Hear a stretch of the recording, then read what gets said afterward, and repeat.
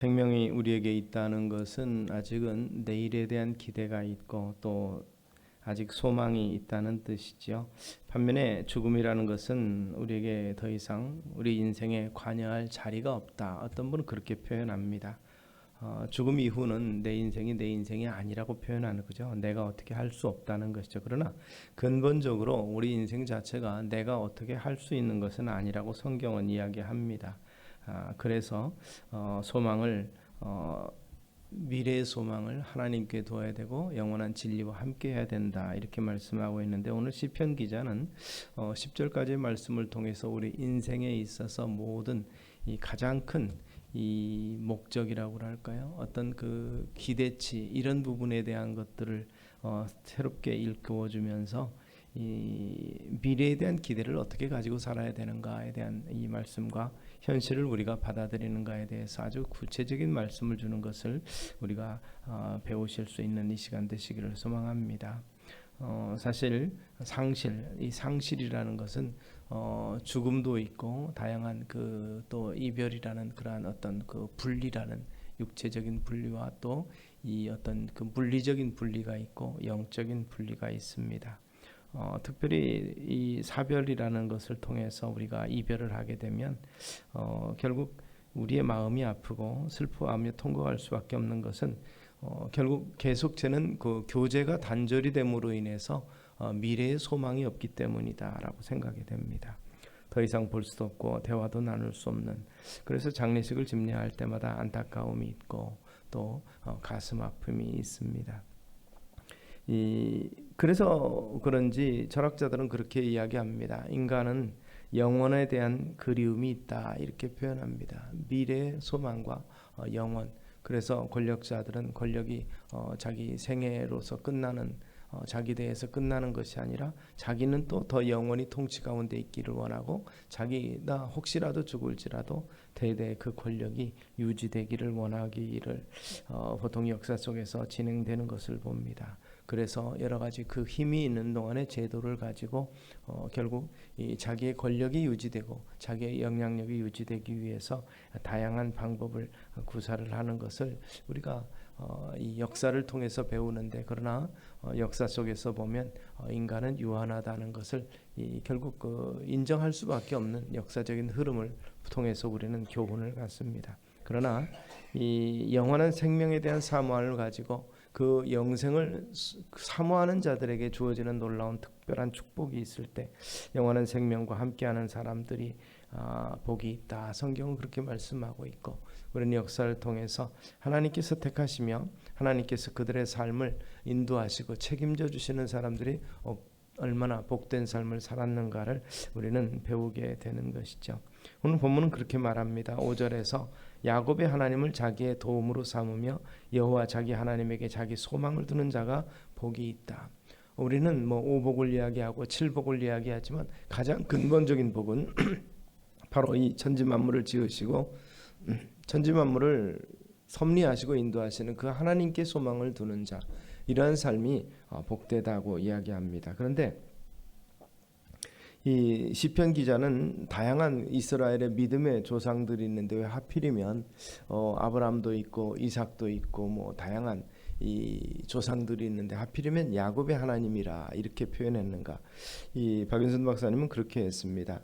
아브라함은 믿음의 의로 여김을 받았고 또 이삭은 순종의 사람이며 예수님의 모형이 되지만, 어떻게 보면 야곱이 지극히 우리와 성정이 같은 모습이 아니겠는가 이렇게 이야기를 하고, 우리 모든 것을 꿰뚫어 보시는 아버지 하나님께서 바로 우리에게 하시는 말씀입니다. 바로 야곱같이 속이고 자기 유익을 위해서 여러 가지 모사를 꾸미고 하는 다양한 우리의 삶의 모습을 바라보면서, 그러나 그럼에도 불구하고 하나님께서는 그들을 이스라엘의 강점, 하나님이 야곱을 택하신 이유, 그리고 야곱을 통해서 이루어진 것은 이스라엘의 12지파, 이스라엘은 국가, 하나님에게 속한 공동체의 시조라고 볼 수 있습니다. 그러니까 결국 개인적으로 보면 어떻게 지극히 인간적이면서 부족한 우리의 모습이지만 들어쓰시는 하나님, 그리고 또 한편으로는 이스라엘이라는 하나님의 거룩한 나라를 만들기 위한 토대로서 야곱, 그래서 이 메시지를 듣는 이스라엘 백성들은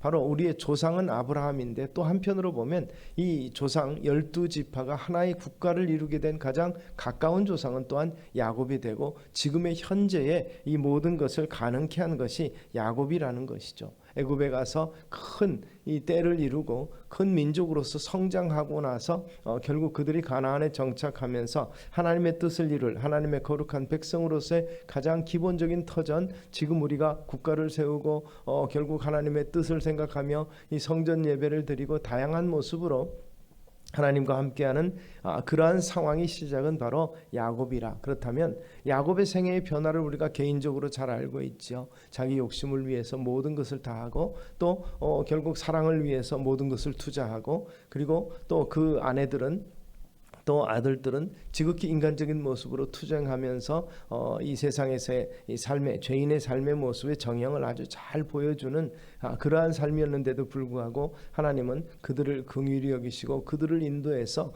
결국 하나님의 거룩한 땅으로 인도하시고 백성으로 삼으신 것을 볼 수 있는 것입니다. 그런데 그럼에도 불구하고 그런 모습을 보면서도 하나님은 신실하게 약속을 어기지 아니하시고 약속을 지키시는, 아브라함에게 한 약속을 지키고 야곱과 맺은 언약, 야복나루에서 특별히 그와 함께하고 베델에서 함께했던 그 같은 약속을 차근차근 그리고 신실하게 이루신 하나님임을 시편 기자는 노래하고 있는 것이죠. 그러면서 결국 이 인간을 의지하지 않고 세상 가운데서 하나님께만 소망을 둬야 될 근본적인 이유를 이 3절과 4절에서 그렇게 말하고 있습니다. 귀인들을 의지하지 말며 도울 힘이 없는 인생도 의지하지 말지니 그의 호흡이 끊어지면 흙으로 돌아가서 그날에 그의 생각이 소멸하리로다. 인간은 어떤 면에서 보면 꺼져가는 등불과 같다라고 볼 수 있습니다. 긍정적으로 보는 사람은 우리의 삶이 얼마나 남았다고 말하지만, 아주 염세적인 사람은 우리가 살 날이 얼마 남지 않았다는 날수를 세고 있는데, 지혜로운 사람에 대해서는 이것이 우리가 계획하고 생각하는 대로 우리의 삶이 평균적으로 다 똑같지가 않다는 것을 생각해 보면, 언제든지 우리에게 개인적인 종말이 올 수 있다면 그 종말이 준비되는 삶이 지혜로운 삶일 것이며, 그 종말이 육신의 죽음으로서 끝나는 것이 아니라는 것을 아는 진리를 깨닫는 자들은 훨씬 더 복된 삶을 준비할 것입니다.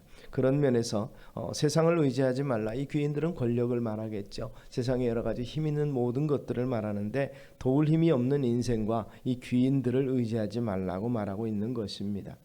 결국 더 이상 그 생각이 유효하지 않고 육체가 별것이 아닌 존재로 바뀐다고 우리에게 가르쳐주고 있는데, 거기에 대해서 이 반전의 생각을 시편 기자는 말하면서 가장 중요한 의미의 복이 뭔가, 이 하나님을 자기 하나님으로 두는 자, 이것은 또 다른 차원에서 우리가 일반적으로 보지 못하는 것을 보는 특별한 은혜가 있는 사람이라는 것을 이야기하고 있는 것입니다. 하루살이가 내일을 알겠습니까? 메뚜기가 내년을 기다릴 수 있겠습니까?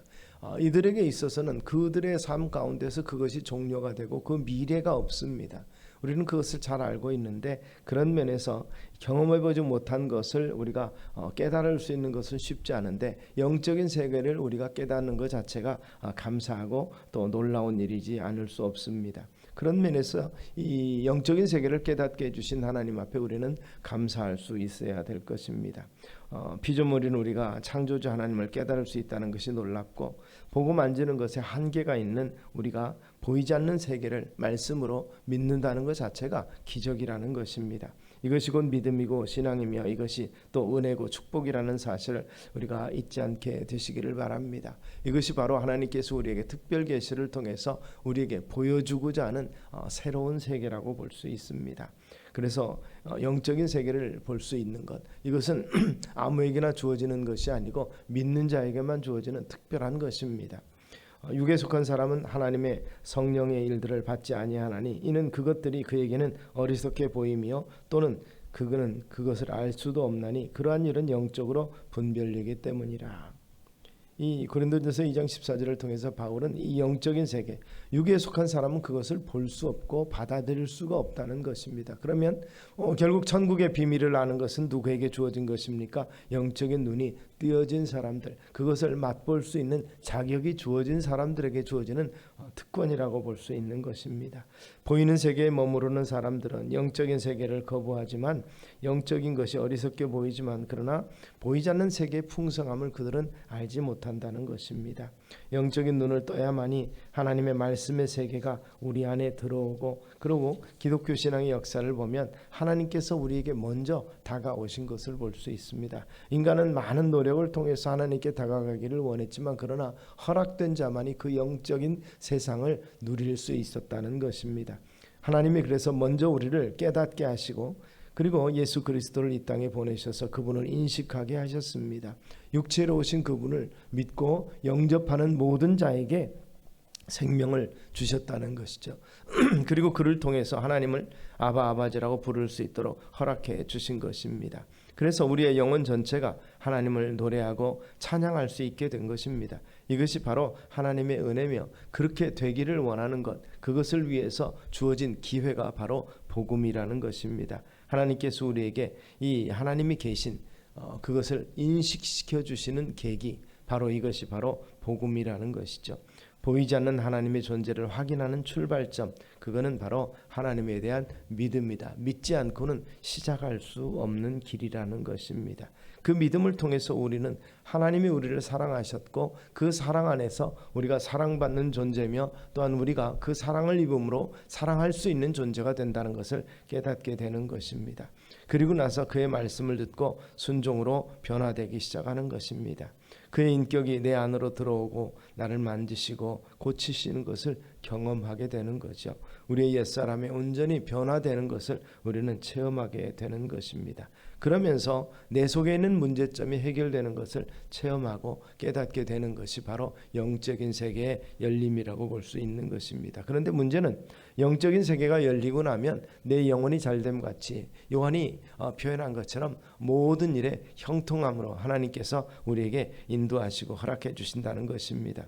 고통의 문제나 단식할 문제, 절망의 문제가 해결이 된다는 것을 시편 기자는 노래하고 있고 성경 모든 곳에서 이 같은 약속을 합니다. 참으로 하나님의 거룩한 백성들, 하나님의 말씀을 듣고 사는 자들, 하나님을 신뢰하고 그 믿음 가운데 있는 모든 자들을 하나님께서 지키시며 보호하시며 그들의 삶을 인도하신다는 것입니다. 그런 면에서 살아계신 하나님을 만날 때 이 신뢰와 사랑, 이것이 우리가 취할 모든 것이죠. 우리가 노력하고 힘쓰고 애씀이 아니라 그 하나님의 사랑이 우리를 먼저 건져주셨고, 그리고 사랑 안에서 우리로 하여금 그 믿음이 한 걸음 더 성장케 만들어주시는 하나님의 은혜를 체험케 만들어주시고, 결국 하늘의 신비의 계시를 바로 눈을 열어서 보게 해주신다는 것이죠.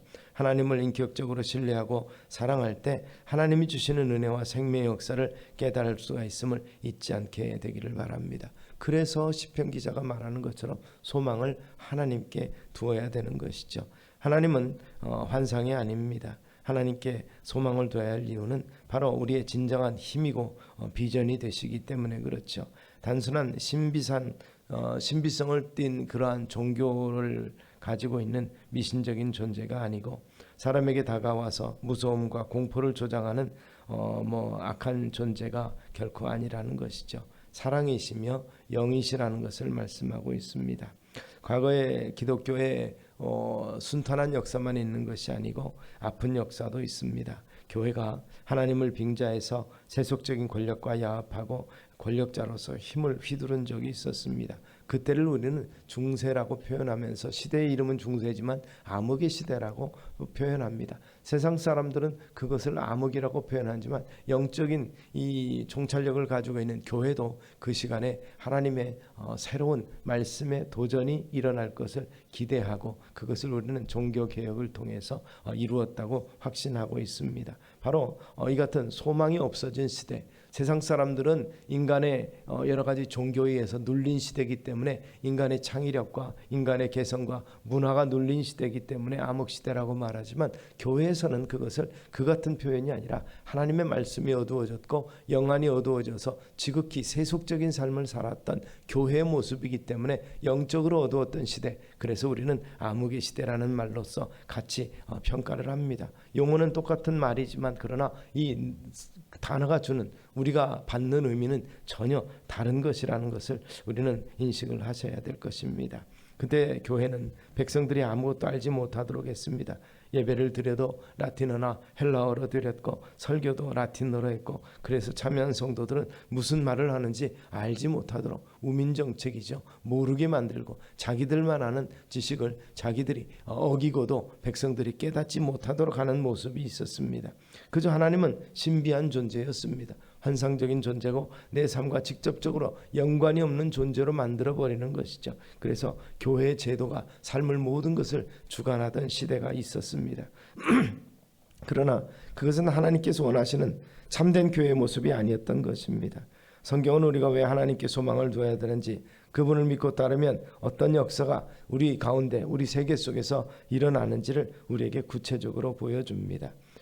그래서 하나님은 역사 속에서 우리와 함께 하나님의 세계를 이루어 가시는 분으로 표현됩니다. 또한 우리가 살아갈 힘이 되시는 분이고 우리의 궁극적인 목적과 소망이 되시는 분이라는 것을 우리가 알게 될 때 그 하나님 안에서 주시는 풍요를 누릴 수가 있었습니다. 바로 우리에게 자유와 생명을 허락하신 하나님, 그 하나님이 야곱의 하나님으로서 이스라엘의 민족의 하나님, 참으로 힘들고 어려운 인생을 살아간 것을 여러 가지 어떻게 보면 운이 좋지 않았다, 또는 야곱 라반으로 말미암아서 속임을 당했다, 또 에서로 말미암아서 피할 수밖에 없었다라고 핑계하지 못하도록 하나님께서는 그를 직접적으로 대면해 주셨고, 문제 있는 인물임에도 불구하고 그를 회복시키고 치유하시고 이스라엘 되게 하신 하나님이기 때문에 소망을 두라고 시편 기자는 노래하고 있는 것입니다.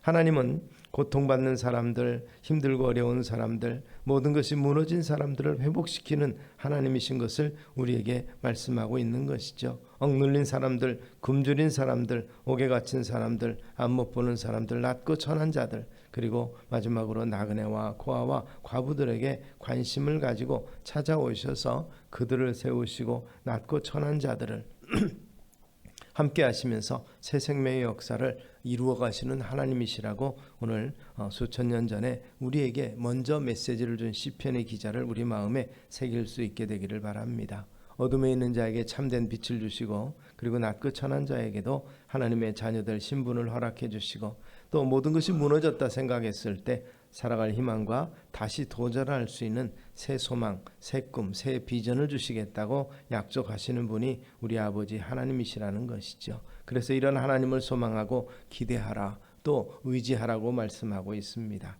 호흡이 끝나면 흙으로 돌아갈 인생을 의지하지 말고 하나님을 의지해야 하늘의 세계가 이 땅에 열려질 것이라고 약속하고 있는 것이죠. 이 땅에는 두 가지 종교가 있다고 보통 종교 비평가들이 얘기를 합니다. 감추어진 계시와 신비로 숨긴 채 사람들을 두려움과 공포 속에서 종교심을 가지게 만드는 악한 종교가 있는가 하면, 열려있는 계시를 통해서 누구나 초청하는 참된 종교가 있다는 것이죠. 하나님은 우리에게 거짓과 이 거짓된 신뢰를 주시는 분이 아니라 참된 신뢰로서 온전한 꿈, 실현 가능한 꿈을 꾸게 만들어 주시는 분입니다. 그래서 자유와 생명과 치유를 허락하시고 억눌리는 것에서 해방해 주시는 하나님이 우리의 하나님 되심을 다시 한번 확신하시는 우리 성도님들 되시기를 소망합니다. 우리가 살아가는데 필요한 게 많습니다. 그래서 사람들은 제일 먼저 재물을 생각하고 건강을 생각하고 명예를 생각하고 또한 힘을 생각합니다. 힘이 없어서 참으로 억울하게 불평한 일이 많은 사람들에게 있어서는 힘이 최고예요. 그 힘을 이루는 수단을 한쪽에서는 권력으로, 한쪽에서는 돈으로, 한쪽에서는 다양한 모습을 가지고 그것을 추구하고자 하지만, 그러나 우리가 거기에 집착해서 안 된다고 성경은 말하고 있습니다. 그것들은 언젠가는 사라질 것이라. 그러므로 영원한 생명의 하나님, 우리를 온전하게 치유하시고 하늘에 감추어진 놀라운 비밀의 세계를 우리에게 열어주시는 그 하나님께 소망을 두자. 이 성경의 시편 기자는 바로 우리에게 그렇게 길을 열어주고 제시하고 있습니다. 진실함과 성실함으로 인생의 의미를 찾는 사람들, 진리 하나님께 나와야 될 것입니다. 억눌림을 당하고 질병 속에서 고통받는 사람들을 치유하시고 절망의 사람들에게 소망을 주셨던 예수 그리스도를 보내신 그 하나님 앞에 나오도록 우리를 초청하며 그 안에서 누리도록, 잠깐 혹시라도 우리가 그 은혜를 망각했다면 다시 한번 그 은혜와 축복의 자리에 설 수 있도록 우리를 부르시는 분이 우리 아버지 하나님이며 지금도 중보하고 계시고 지금도 기다리고 계신다는 사실을 잊지 않으실 수 있게 되기를 바랍니다.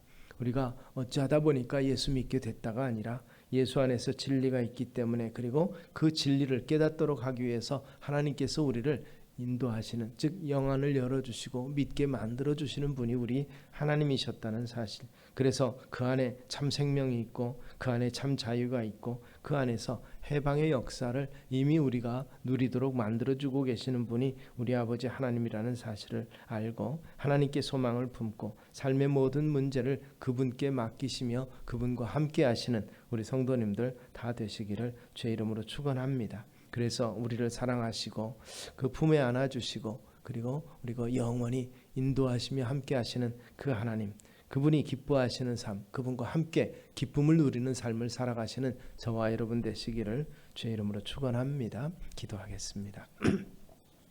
사랑과 은혜가 많으신 아버지 하나님, 참으로 도울 힘이 없는 인생이 아닌 영원한 능력의 하나님, 그리고 삶의 모든 것을 이끄시는 하나님께 소망을 두며 시편 기자의 고백과 같은 고백이 우리의 고백이 되게 하여 주시기를 원합니다. 정의로 심판하시며 줄인 자에게 먹을 것을 주시고 갇힌 자에게 자유를 주시는 하나님, 눈을 여시며 비굴한 자들을 일으키시고 의인을 사랑하시는 그 하나님의 사랑 안에서 거하는 우리가 되게 하시고 그 풍요를 누리게 하여 주시옵소서. 그래서 참으로 없어질 것이 아닌 영원한 것을 소망을 두고 마음에 새기며 그것을 향해서 열심히 전진하는 믿음의 용사들 되도록 은혜에 더하여 주시옵소서. 영원히 다시는 그 하나님, 그 통치하시는 하나님을 인정하고 그분 아래서 무릎 꿇는 자에게 주어지는 축복이 우리의 것 되게 하옵소서. 예수님 이름으로 기도드리옵나이다.